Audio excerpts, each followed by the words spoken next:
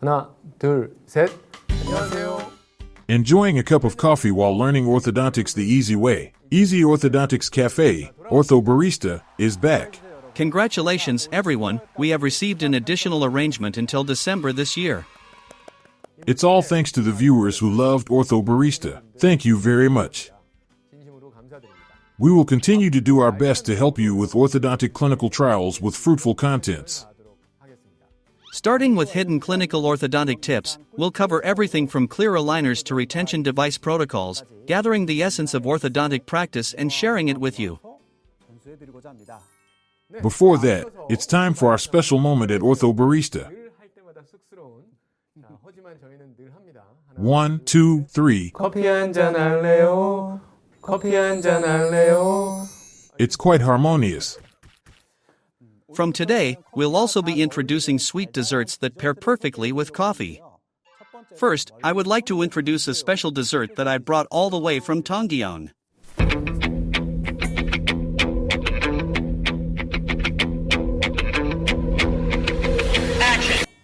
Ta-da! It's a sweet honey bread, perfect for our sweet little treat brothers. I think it goes really well with today's topic and tips. The honey bread was first made and sold at a laundromat in the Hongnam-dong area of Tongyeong in 1963. It was a snack made for sailors that could withstand the warm climate of Tongyeong and be stored for a long time without spoiling. 도노색 도노색 잠시만요. 도노색 구슬 도노색 구슬 죄송합니다. Actually, despite its name, the honey bread doesn't actually contain any honey. But there's one here that looks very glossy, smooth honey. What is this? The texture comes from grain syrup. The sticky consistency is reminiscent of honey, which is likely why the dish is named likewise. The filling is made with red beans. These days, various fillings such as sweet potato, walnuts, and cheese are also used. Now, I'm curious about the taste of Tongyeong honey bread. I'll try it. Am I eating too? Shouldn't this be eaten with your hands? Oh, this way. It's really delicious. Let's just do desserts from now on, only desserts. I think it would go really well with coffee. This reminds me of the rice donuts from the past, you know? The ones we used to enjoy as kids. Earlier, when I smelled it, it had that nostalgic scent.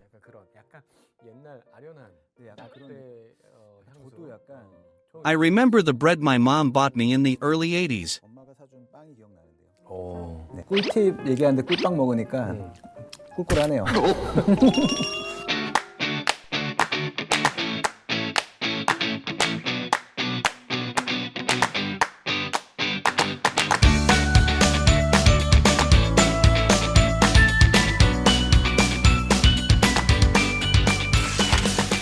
For our first session, we'll be sharing hidden orthodontic clinical tips. It might sound like a very attention-grabbing title. These are tips that aren't usually well covered in textbooks.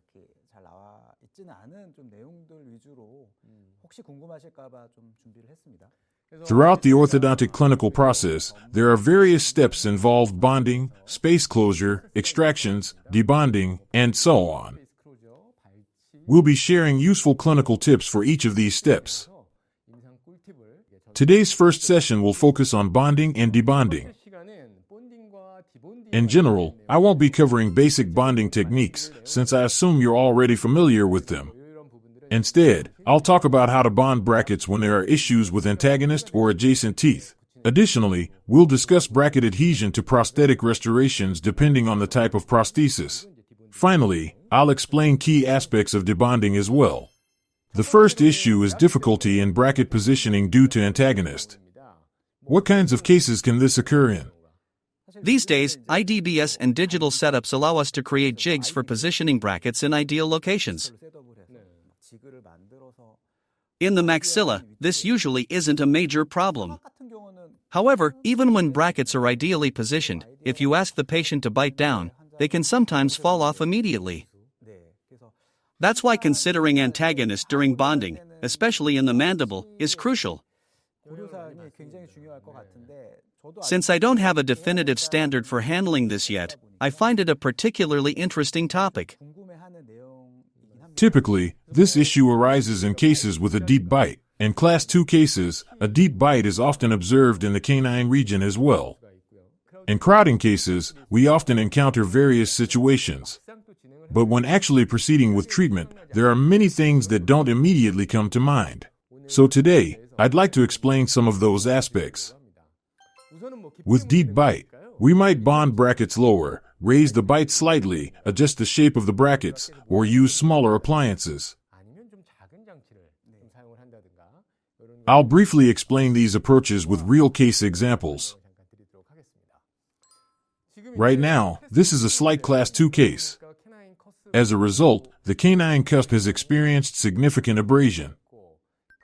Nevertheless, the deep bite makes it difficult to achieve proper bracket positioning. In that case, please mark it a little lower.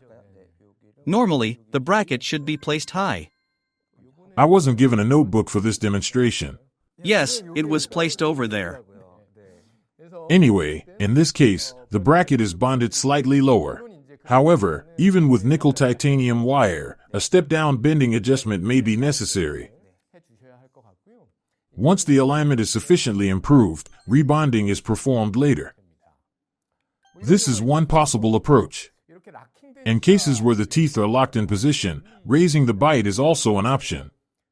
We usually use a device called posterior bite block or PBB, but it's quite cumbersome. In fact, we need to take impressions and send them to the dental lab. So, we sometimes proceed by raising the bite at the 6th and 7th teeth.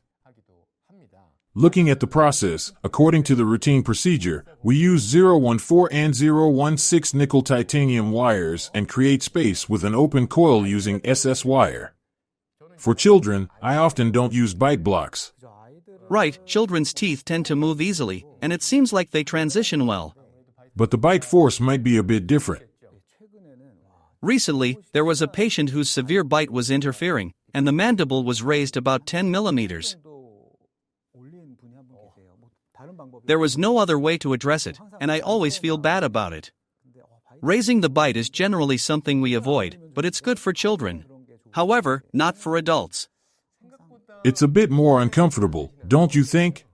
Maybe I'm just overthinking it, but most patients adapt well. However, the ones who had their bite raised more than 10 millimeters were really complaining about it to me. They kept asking me to take it off. So, in some cases, I had no choice but to proceed. I usually observe the discomfort, and if possible, I tend to raise the bite a bit more. If they tell me it's uncomfortable, I lower it a little each time, which isn't necessarily comfortable. But they seem to adjust well.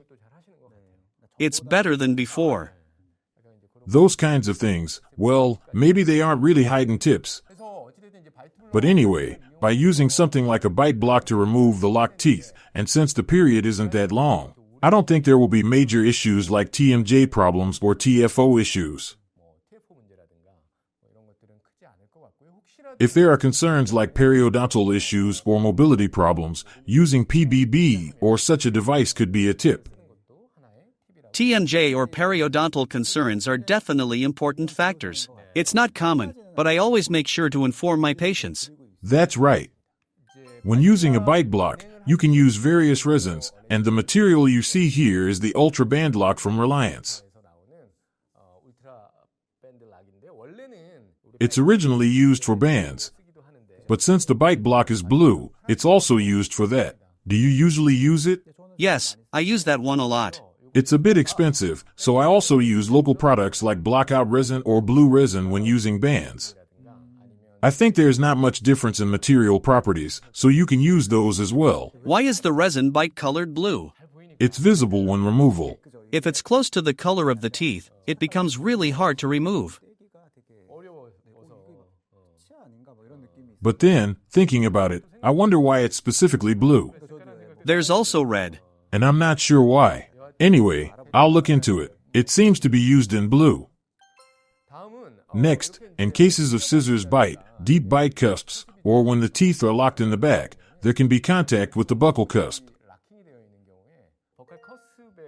So, sometimes I trim the bracket wings a bit, or I tell patients that I'll reshape their teeth and adjust some sharp cusps.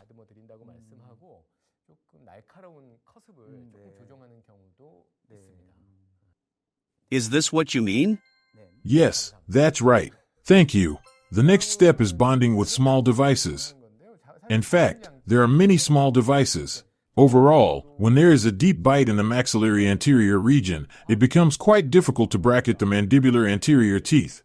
Once the maxilla is arranged to some degree, the treatment period gets longer, which can be a bit challenging. So, I mentioned the PBB device earlier. Typically, when the bite is deep, we use devices like ABP. Also, in cases like ID, we sometimes use them. As shown here, smaller devices can be used, such as mini tubes, or devices like the A1 Smart Bracket. With this, of course, later on, we can switch to the brackets we're using for repositioning. Personally, I've shown the A1 bracket before. Initially, I inform the patient that we'll switch it later, and since it's small and not very noticeable, I suggest we use it. However, there have been cases where we end up finishing treatment with that bracket. It turns out to be quite useful. Some of you may be seeing the A1 bracket for the first time.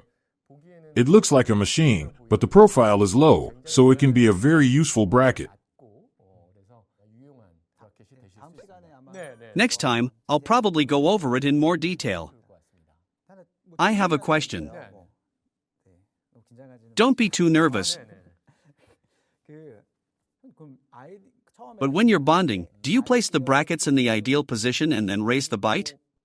Or, if the mandibular molars are too deeply crowded,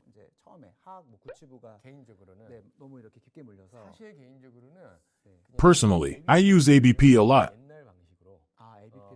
In the past, when there's slight locking in the molar region, I just go with the ideal position for a couple of months, then raise the bite. So, when placing the brackets in the ideal position, I place all of them first. I don't know if this is the right way, but I think it could be a valid approach. Even if it's placed lower, I think it leads to repositioning later on. Yes, I think that's okay, too. I don't know which one is the right answer, but is there even a right answer?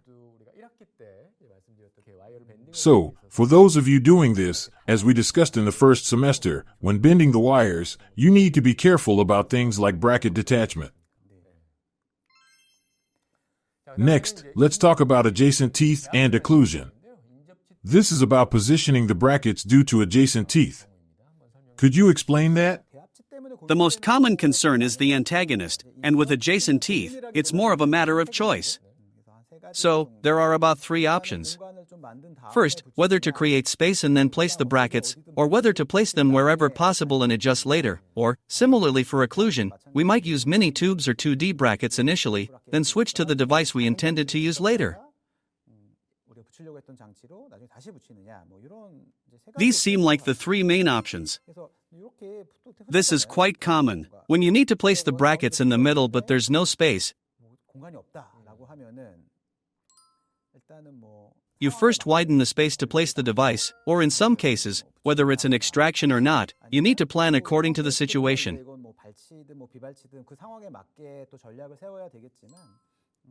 Even in extraction cases, I might place the bracket at the end first and later replace it with the device I originally intended to use. So, I usually use temporary brackets that are a bit easier to remove. Here, I used metal brackets, but resin brackets also have a cost advantage and are easier to remove.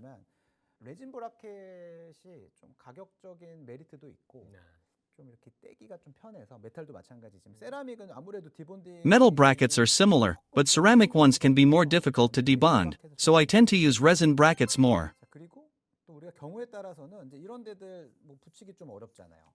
Also, in some cases where it's hard to place brackets, I might use mini tubes or partial braces, and sometimes I can even split them in half.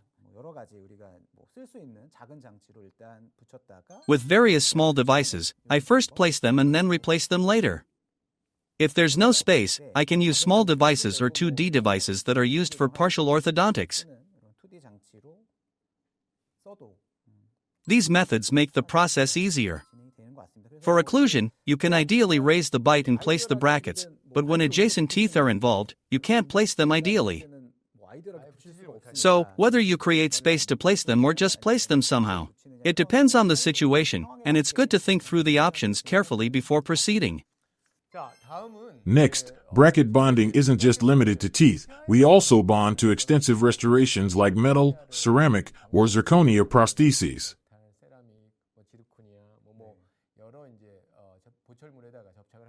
You're probably familiar with the basic processes for metal and ceramic brackets, so I'll skip over that part.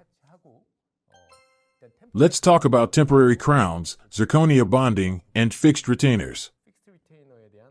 Oh, they keep coming off and causing problems. There's still no perfect solution for this. Let me share some tips on material properties. First, let's talk about temporary crowns. In most cases, resin temporary crowns are commonly used. Usually, people use resin for temporary crowns, but if the orthodontic treatment ends in a couple of months, it's not a big issue. The problem is that they break easily. When they break and you have to redo them, and then reattach the device, it's a huge hassle. The brackets don't come off, but temporary crowns falling off or breaking is very inconvenient. So, if it's related to the molar region, and you need to do orthodontics and also a crown, I usually go with a metal crown.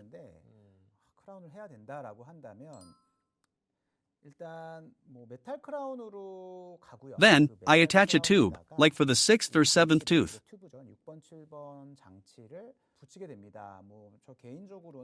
Personally, I use a welder to weld it. However, if the thickness of the buccal area is too thick, welding doesn't work well, so you need to ask the lab to make it thinner since the device needs to be attached. Also, if the curvature is too severe, the welding tube won't adapt properly to the tension. Of course, it can be bent a little, but the middle part is straight, so the shape needs to be modified a bit to make the adaptation easier. Once that's done, welding should work well. If it happens to come off inside the mouth, just use a regular metal primer for metal crowns, apply adhesive, and it will bond better than with zirconia or porcelain, in my experience.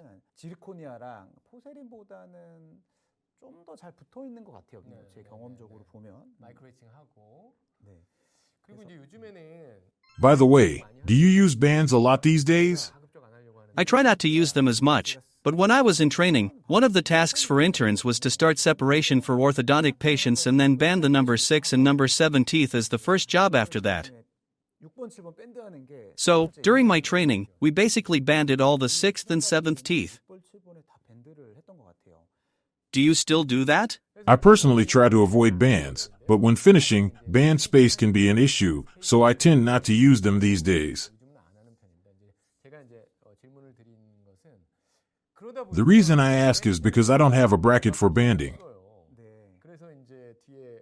When welding a micro-etched bracket, the adhesive tends to be a bit weaker. So, what I do is either ask the lab to prepare the back of the bracket for welding or use something like greenstone in the clinic to slightly prepare the back of the bracket for welding. That could be a simple tip. In my experience, zirconia crowns tend to fall off very easily, and while banding may be an option, I personally don't use it. It's better to avoid resin temporary crown as much as possible. But what about the anterior teeth? Well, for the anterior teeth, you have to use resin temporary crowns, right? That's right. For molars, it's hard to do proper cleansing. And there's a lot of irritation, so it's not ideal. I just wanted to point that out. As for zirconia bonding, I'm still not fully convinced about it. There are mixed opinions in various studies, with some saying it works well and others saying it doesn't. It's always been a question for me. At the end of the day, we need to figure out the principles and processes for this. So, In general, for metal or ceramic surfaces, microetching is done, and then metal primers or ceramic primers and saline are applied, followed by adhesive bonding paste. This is the routine process. Now, in the case of zirconia, we do sandblasting at first. I usually do it for about 5 to 6 seconds. But most studies recommend 10 seconds.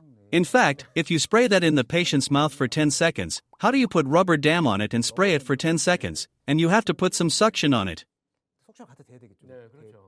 So, honestly, I spray it about 3 to 4 seconds. 10 seconds is longer than you think. Because of the powder, there's a tendency to spray for about a second and then pause.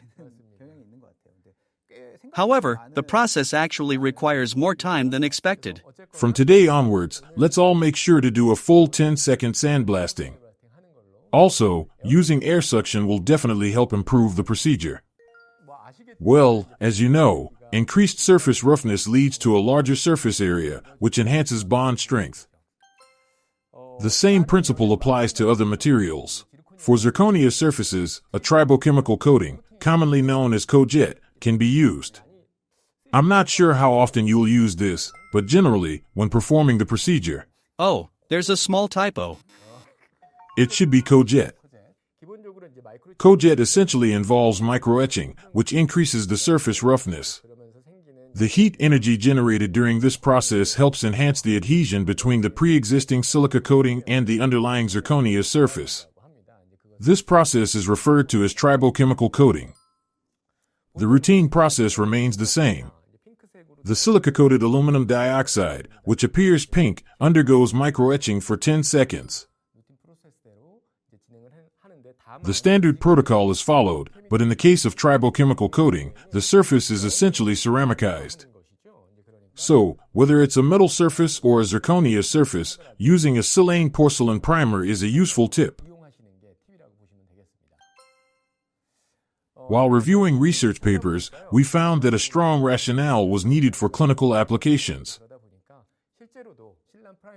As a result, it turns out that using cojet tribochemical coating is more effective than just using a silane primer alone. As you'll mention later, MDP primers could offer even better outcomes, and we were able to substantiate these findings. So, as mentioned earlier, bonding with zirconia crowns involves ceramicizing the zirconia surface. Silica particles adhere to the surface, making it more like porcelain, so we either proceed with a protocol suited for that or perform sandblast microetching. We roughen the surface with sandblasting and then apply a functional monomer to it.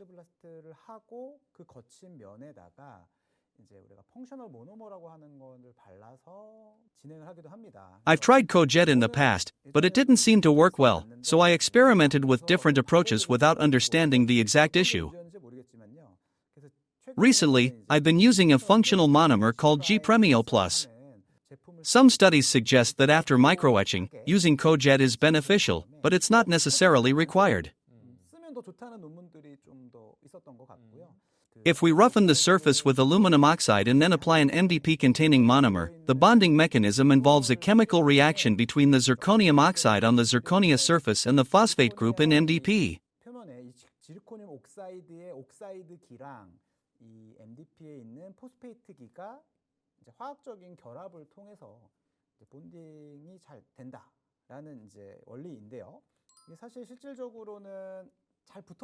Theoretically, this leads to strong bonding. But practically, the adhesion strength is often weaker compared to gold or metal restorations. Even when following protocols precisely, bonding isn't always guaranteed, but it's also not entirely unreliable. That's why using a primer is an essential part of the process. Another crucial factor is saliva contamination. Zirconium oxide and phosphate groups are also found in saliva, so if the zirconia surface gets contaminated with saliva before applying the MDP primer, the phosphate group and MDP may react with the saliva's oxide groups instead of bonding with the zirconia oxide surface, significantly reducing adhesion strength.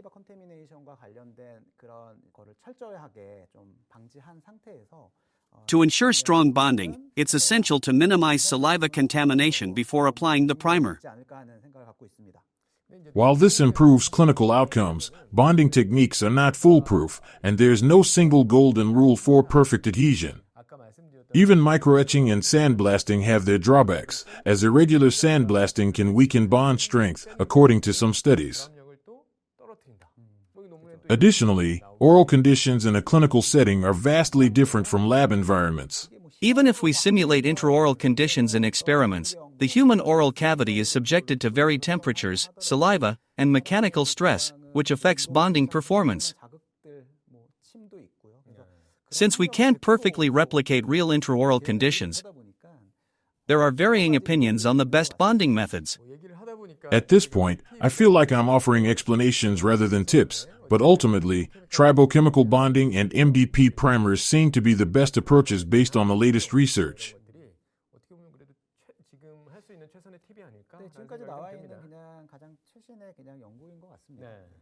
But if even this doesn't work, what can we do?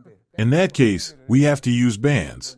If bonding fails, we remove the restoration and try again. I usually warn patients in advance, mentioning that banding may be necessary.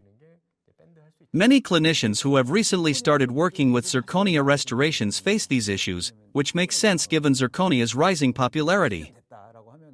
Usually, after about 10 years, replacement becomes a possibility. But when a case is only 2, 3 years old, suggesting replacement can feel quite uncomfortable. Now, moving on, this is still about bonding, but from a slightly different perspective. This time, I'd like to talk about bonding fixed retainers and some useful materials for that. Among the materials I've switched to, I've found some particularly effective ones, so I want to explain them briefly.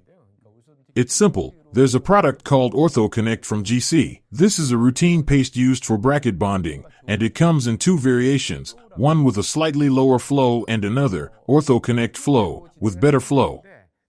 You can proceed with either as part of your regular routine. Both products only require etching, with no need for a primer, so you can directly bond. This reduces various oral environment variables, and personally, I've found it to reduce bonding failures and debonding rates, which is great.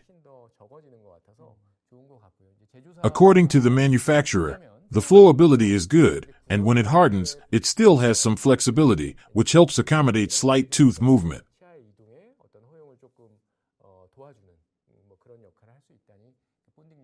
This seems to enhance bonding strength as well. I thought I was the only one using it, but you use it too? So, everyone's using it now. It seems like there are also similar competing products on the market. From what I know, there are situations where you suddenly need to remove the retentive liquid, right? For example, when one side breaks or when we need to remake something. When I use this for bonding, it really doesn't come off easily when I need to remove it. Usually, with flowable resins, a little tap and they break off easily, but this one doesn't. I thought, wow, this is great. Of course, it does come off eventually, but I've been using it for about 1.5 years now, and the debonding rate is definitely lower. That's right. It's not like it never comes off. It's not easy to change the bonding for brackets, but I switched to Ortho Connect for bracket bonding as well. It's a bit expensive, but if you try it, you'll see it can be very helpful. The manufacturer claims that it saves on primer costs, so they say it balances out, but honestly, based on my experience, I feel like it's about 3 to 4 times more expensive. That's right, when I calculated it, it seems to be about that much. Anyway, if you try it, you'll notice it has a somewhat soft feel, which might be helpful. As you mentioned, the cost is one issue, but one of the biggest dilemmas or complaints we orthodontists face is patients coming in with their fixed retainers falling off.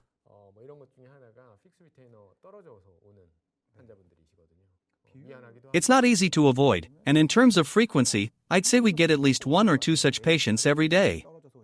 We're still not at a point where it's 100% solved. Here you see the Ortho Connect flow, which is a bit more transparent. This could actually be a disadvantage for visible areas. Finally, regarding debonding, Dr. Jamguk prepared the content for this video. Actually, no one taught me how to remove the devices. Didn't a senior teach you, Professor Kim Min-ji? What did they say to remove it with? I've used a hard wire cutter, and it seems to vary depending on the type of bracket. Let me share the method I use among several options. 이게 뭐 여러 가지 중에 하나일 것 같은데요. 영상을 보면서 말씀을 드리는데 일단 이 플라이어는 As I explain this while watching the video, this plier, as I briefly asked you earlier, you use a pin cutter, right? I've tried many different tools. 저도 뭐 여러 가지 중에 But I mostly use a bracket called Clippy C. 라고 하는 브라켓을 좀 많이 쓰는데 여기서 나오는 There is also a special bracket made for it. 그거보다는 이 But compared to that, I think the Damon bracket remover from Damon works better. 데이먼 디본딩 플라이어죠. 이게 좀 It's a bit expensive, but I've gotten used to using it. 익숙해지다 보니까 이걸로 사용을 하고 있고 Although it might not show up well on screen, I tend to remove it diagonally. 이게 이제 브라켓이 When the bracket is positioned like this, and the wings are in this direction, 이제 윙이 이렇게 있게 되고 if you just remove it vertically, the wings tend to break and it doesn't come off easily. So, I hold it diagonally and remove it, and it comes off better. 이게 이제 나중에 리본딩 할 때도 이렇게 장치를 다시 붙이고 When rebonding, it's heartbreaking if the device breaks. 교체를 해야 되는데 It needs to be replaced, but removing it diagonally like this seems to work better. 잘 떨어지는 것 같아요. 물론 여기서도 지금 Of course, even here, I tried it on number 22, and it didn't come off. 이게 안 떨어졌어요. 남았어요. I tried it like this, but it didn't come off, it stayed. 손을 잡고 There are cases like this, but if you hold it diagonally and remove it, the patient doesn't seem to suffer. So, these are Dr. Jonguk's hands, right? Yes, these are mine. So in the case of the anterior region, Dr. Jonguk supports the teeth with his hands and does it this way, but if not, it can be painful for the patient, so usually, I'll have them bite on cotton. That's right. For the posterior teeth, it seems to come off easily. 물론 구치부는 뭐 이렇게 그냥 잘 떨어지는 것 같고요. 잘 떨어지는 것 같고 딱 전치부는 이거 잘못했다가 For the mandible anterior teeth, if you do it wrong, the patient might even scream. 시작하는데 대부분 So, it's good to support it a bit and do it gently. 하면은 그냥 Most of the time, this method works, though there might be better ways. I heard that OSSTEM also has a dedicated debonding plier. 있더라고요. 전 아직 써보지는 않았는데 뭐 이제 그런 것들 I haven't tried it yet. 약간 대각 With tools like these, if you hold it at a slight diagonal, it should come off well, which is important because when rebonding, you want to preserve the bracket. 방법이기 때문에 이것도 혹시나 좀 Because of this method, I thought this video might be helpful. 올려봤습니다. 자극적인 제목. The provocative title Hidden Clinical Tips of Orthodontics was presented alongside Honey Bread. 진행을 해봤는데요. 여러분 Hope it was helpful. 모르겠습니다. 저희가 오늘 Today we discussed bonding and debonding. 말씀을 좀 드렸는데요. 앞으로는 교정 In the future, we'll gather and share more clinical tips that are suited to different parts of the orthodontic process. How was it today? It was our first broadcast. It was a little nerve-wracking, right? 잘 봐주신 덕분에 Thanks to your kind support, we were able to add more content and prepare a lot of things. 콘텐츠들을 준비를 했는데 시간 관계상 However, due to time constraints, there were some things we couldn't provide. So, I personally feel very proud that we can now include those in this newly scheduled broadcast. 뿌듯하게 생각을 합니다. In the next broadcast, we will talk about part of the correction, which we mentioned towards the end of our previous session, around episode 9.